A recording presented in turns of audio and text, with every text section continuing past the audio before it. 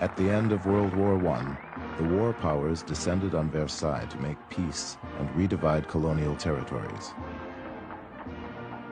From the seat of his self-styled empire in Harlem, Marcus Garvey argued that it was time to give Africa back to black people. Some said it was a ridiculous fantasy, but Garvey's slogan, "Africa for the Africans," reverberated around the world as his movement spread through the colonies. In Europe, Garvey began to be seen as a threat. The United States had worked with the British government during World War I, and they continued that after World War I with a focus on Garvey, because the British government was deathly afraid that the Garvey movement was going to spread revolution. They feared the hundreds of thousands of the masses of blacks under his influence. Undoubtedly, Garvey did stir up nationalism. Garvey's Negro World, now published in Spanish, French, and English, carried news of rebellion around the world. In Africa and the Caribbean, colonial authorities banned the newspaper. But with over 500 divisions of the UNIA in 22 countries, Garvey's message could not be stopped. In the United States, black troops returned from World War I with high expectations for change. But they returned to a country that was not ready for equality, a country increasingly suspicious of radical political movements. In this unsettled climate, Garvey's appeal to disgruntled African Americans with military training sounded an alarm. Attorney General Palmer decided that there needed to be a special division of the Justice Department. He called it the General Intelligence Division. And he picked a young Justice Department attorney. He was really unknown at that time, but must have been known enough for his diligence, and his name was J. Edgar Hoover. Garvey really gets pinpointed. Hoover, the Justice Department, were clearly hooked on a fixation on Garvey, which would before long become a vendetta. J. Edgar Hoover wrote to a colleague, "Garvey is a notorious Negro agitator, affectionately referred to by his own race as the Negro Moses."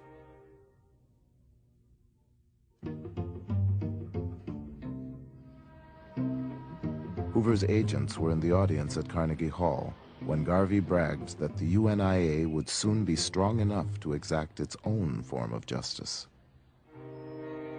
When those crackers lynch a Negro below the Mason-Dixon line, since it is not safe to lynch a white man in any part of America, we shall press the button and lynch him in Africa.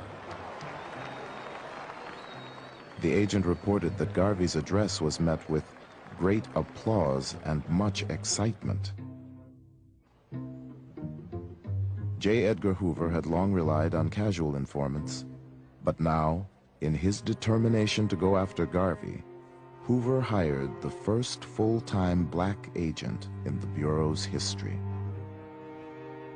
He was known by a code number. All his reports were signed 800. That was his code. And his job was to go into Harlem and to infiltrate the Garvey movement, to try and find evidence that could be used to build a legal case for ultimately getting rid of Garvey.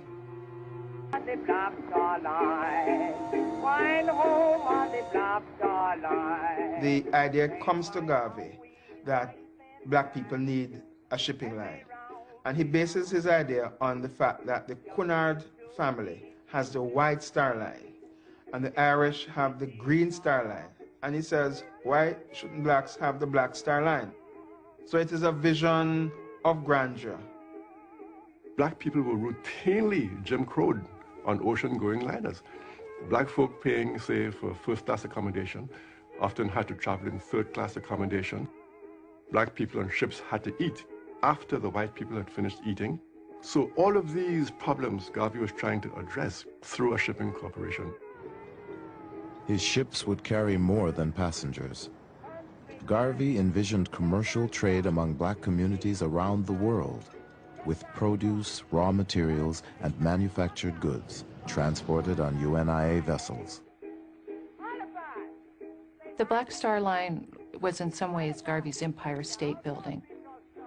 It was this monument to black commerce in the same way that the Empire State Building was this citadel of white capitalism.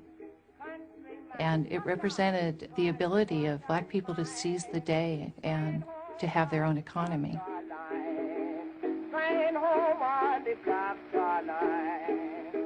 Garvey offered Black Star Line stock for sale in 1919, promising his investors liberation and large profits as they slept.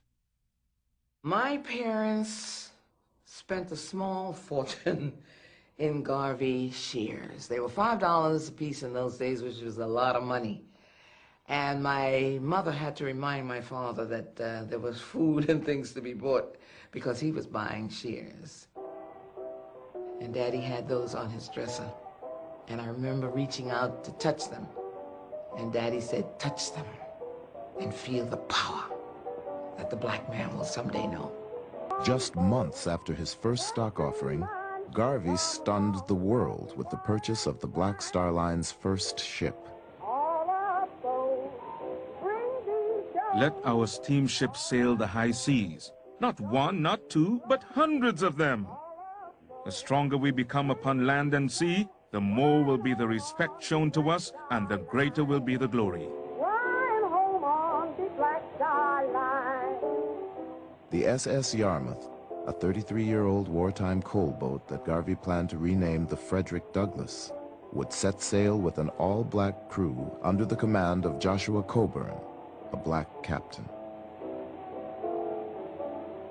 One bright November morning in 1919, Garveyites assembled on the pier at 135th Street in Harlem to witness the launching of the Yarmouth. A spectator said, "We watched people jump up and down, throw up their hats and handkerchiefs, and cheer while the Yarmouth backed from the wharf and slowly glided down the North River." The ship appeared to embark on a spectacular ocean voyage, but because Garvey had not finished paying for it, the Yarmouth went only as far as the 23rd Street Pier. But when the Yarmouth finally made its maiden voyage, it was cause for an international celebration. The president of Cuba threw a banquet in honor of the crew, and members of his cabinet purchased shares in the Black Star Line.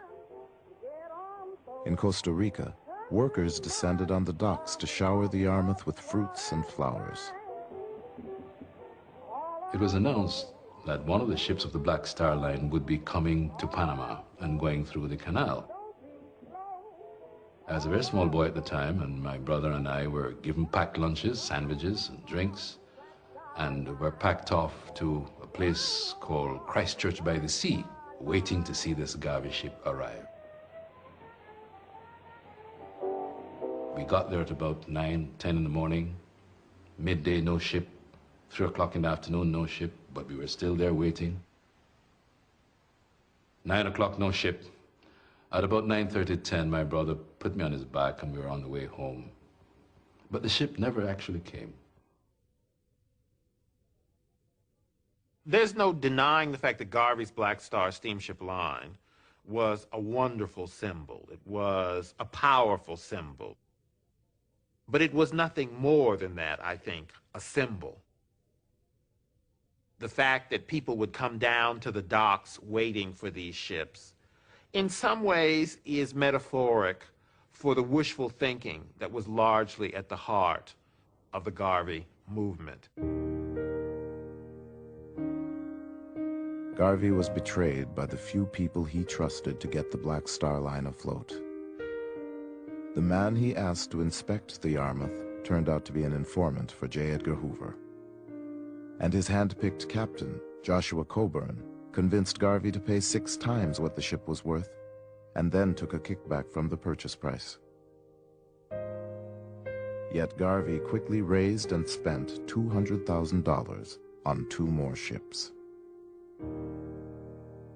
And making a purchase of those liners without being led by experts, he was deceived about the condition of those ships, and overpaid for on what their value should have been.